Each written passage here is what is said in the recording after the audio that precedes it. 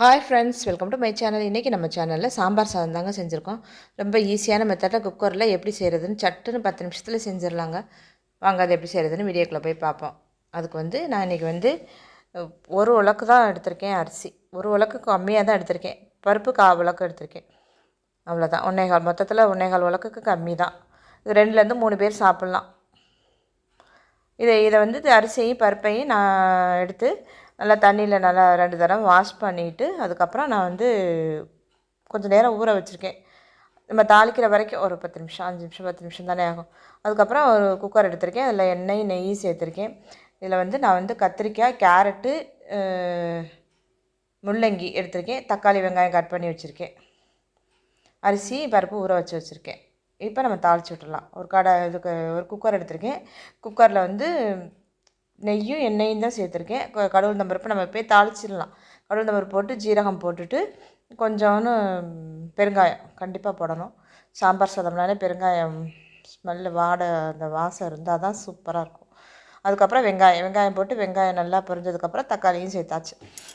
தக்காளி போட்ட உடனே எப்போவுமே நம்ம இந்த டிஷ்ஷுக்கு தேவையான அளவு உப்பு போட்டுறணும். அதுலேயே முக்கியமாக கல்லுப்பு போடுங்க முடிஞ்ச வரைக்கும்.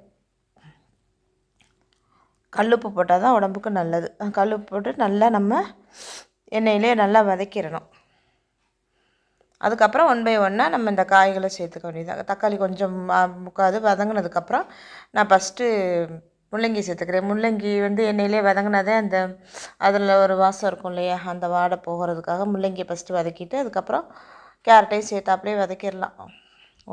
ஒரு கேரட்டு ஒரு முள்ளங்கி அப்படி தான் எடுத்திருக்கேன். கொஞ்சம் கொஞ்சம் தானே, நம்ம 2 பேர் 3 பேருக்கு தானே செஞ்சுருக்கேன். 3 பேருக்கு தான் பத்தும் இது கரெக்டாக.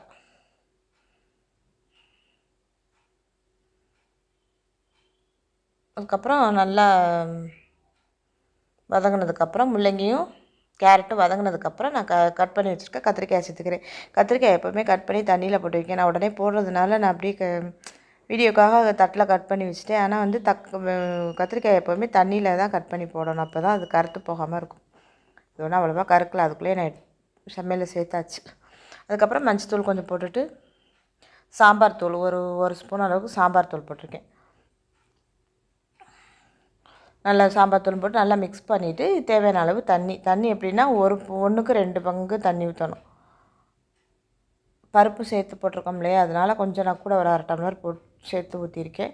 ஊற்றி நல்லா மிக்ஸ் பண்ணிவிட்டு இந்த இடத்துல உப்பெல்லாம் போதுமானு பார்த்துக்கலாம். நான் 2 தக்காளி போட்டிருக்கேன்.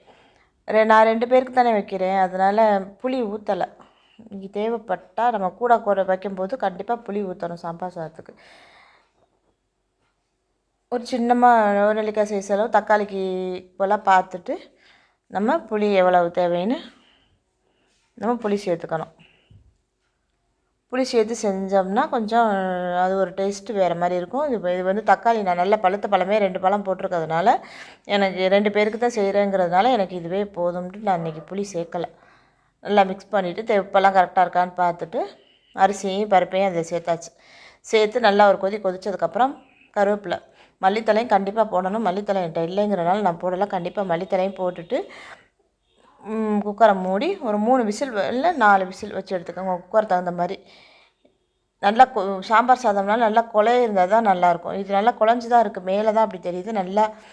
நல்லா குழஞ்சிருக்கு. சூப்பராக இருக்குது. இதே மெத்தடில் சாம்பார் சாதம் செஞ்சு பார்த்துட்டு எப்படி இருக்குன்னு எனக்கு மறக்காமல் சொல்லுங்கள். தேங்க்யூ.